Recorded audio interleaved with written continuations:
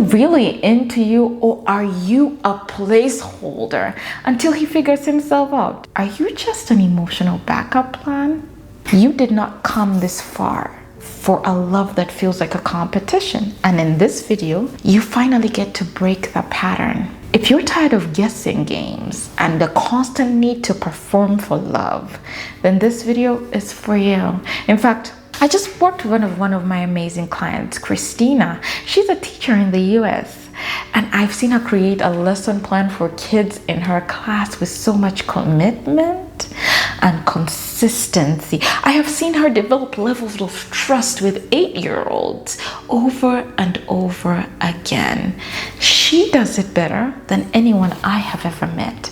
The problem Christina was facing is she was stuck at a crossroads in her relationship. Her partner told her that he could not choose between her and his ex because they were both good women. The big question for her was, should I stay and put up with it, or should I go? Eric Byrne, who wrote Games People Play, talks about, and I'm paraphrasing here, but communication is basically a learned transaction. This means over time, people learn these social transactions and they know what is going to give them the best result in a conversation. So as a child, if a person learned that they do not have to be a man or woman of their word and they still got the result that they wanted, they will continue that behavior because in their world it works and nobody questions it. Now, before I took the time to look into trust-based relationships, before I looked into why some women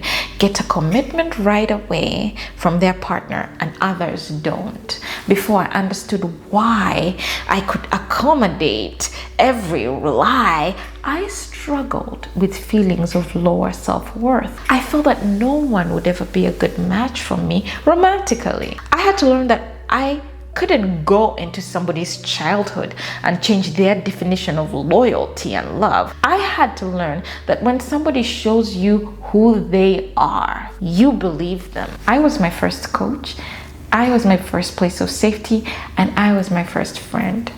But now, let's answer the question, how do you deal with a potential partner that lacks clarity? You can never go wrong with this strategy. It's called the point of no return. As a woman, we know that when we have emotionally detached from a man, it is the point of no return for some of us. This is the point we usually get to after months and years of manipulation, lies, and cheating. But it doesn't have to be that way. You can define your point of no return way before all that time is wasted with no commitment. In summary, the point of no return is basically, thank you for showing me that the only way I can feel emotionally and physically safe is anywhere that you are not. I have a lot to share, but only 8 minutes to do it. But so how about I show you this 3-step strategy to help you get to the point of no return in no time and forget the wasted years, the wasted months. You don't have to wait until you're emotionally invested to discover that you're not with the one. Step 1, steady roots. This has basically to do with getting clear on what you hold dear in a relationship. Before I became an advocate for trust-based relationships, before I conceptualized that there is a strategy to attract and maintain healthy relationships, I always felt like I was constantly surrounded by liars and manipulators. During that time of my life, I remember people around me would tell me to my face that my relationship values were a joke. I had to learn what clarity meant. I had to learn that getting clear on the reason I felt undervalued in my last relations, why I felt unhappy, and why I looked at myself in the mirror and I couldn't recognize myself was the most important part of the relationship. I had to be my first coach. I was my first friend and I was my first supporter. Dr. Benjamin Hardy in The Gap and the Gain said, the only reason we get manipulated or feel like we've been taken advantage of is we're not clear on our values. That Rachel didn't even know what values were. That Rachel didn't even think she was valuable enough to have values. That Rachel, she preferred to keep all her gold and all her valuables out in the open in the hope that every other person in the room would be the bigger person, would give her respect. That Rachel didn't even know she could have a safe space without feeling guilty. I had to learn that not all people define relationships, define loyalty, define monogamy the same way. I had to learn that the first thing had to be getting clear on what was important in my relationship, what was important to make it work.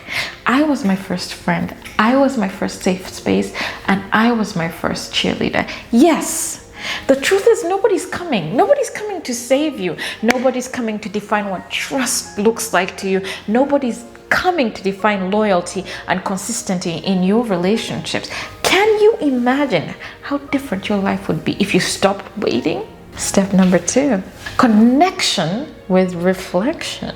This is basically using the values to clarify how you want your communication style to look like, how you want accountability to look like, how you want growth and loyalty in your relationship to look like. Before I understood that why some couples are happy and fulfilled is different from why others aren't. I just believed I didn't try hard enough in relationships. Maybe if I gave up on integrity and the support on my own family, my relationships would last longer. I had to learn that not everybody saw commitment the way I saw commitment, because they simply were not heading in the same direction relationship-wise as I was. I was my first strategist, I was my first cheerleader, and I was my first relationship navigator.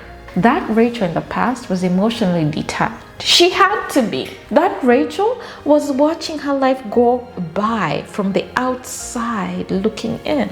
That Rachel was also unfulfilled and very unhappy. We fall into the trap of believing that hopefully they'll become more loyal, consistent, and even more supportive with time. Have you ever just woken up and realized, wait, this person's never going to change. This is who they are, and that's okay. Getting to the point of no return is realizing that when somebody shows you who they are, you believe them. It is not your job to come in and save the day. For any change and any recovery to happen in any relationship, it must be intentional and it must be a personal choice. Step number 3, the grace of release. It is okay to release what no longer serves you. Basically, in this step, you set and enforce healthy boundaries. This not only keeps the relationship healthy, but it helps communication and reduces anxiety and stress inside the relationship. Before I read Eric Berne's Games People Play, before I understood the psychology of what a label is and how it could be used as an excuse for behavior, I had to understand that the secret behind why successful relationships at any level worked was boundaries were the biggest sign of attraction than butterflies. I didn't realize the reason I was so numb and emotionally detached. In my mind, I knew that my emotional needs and relationship values were never going to be important in this situation. I had to learn that the point of no return was my mind's way of shielding me from disappointment. I had to understand that my mind and body were just doing the best they knew how to cope with the constant disappointment and letdown. I was my first coach, I was my first friend, and I was my first support system.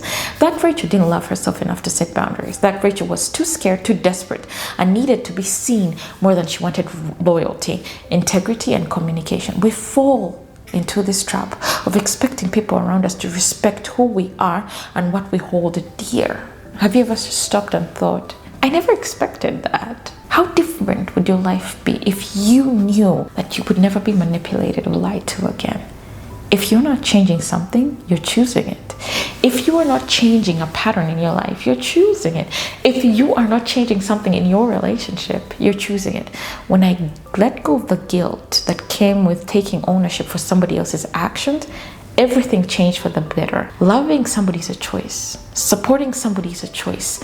Picking up the phone and calling somebody is a choice. Having that hard conversation is also a choice. Choices that we make, because behavior is the only language that you need to pay attention to in relationships. If this video has been valuable to you, go ahead and click subscribe, and I'll see you in the next one. My name is Coach Rachel, and I can't wait to connect with you. Bye-bye.